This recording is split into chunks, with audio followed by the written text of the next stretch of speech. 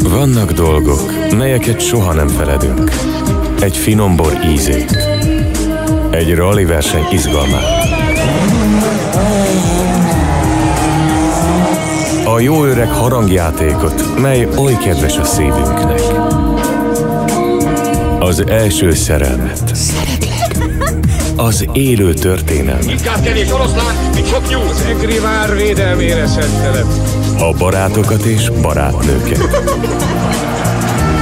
Egy vízilabda meccs felejthetetlen hangulatát. Azt látom, hogy a csapatom az idei év legjobb meccsét játszotta. Vezessen bárhová is az élet. Eger mindig visszavár.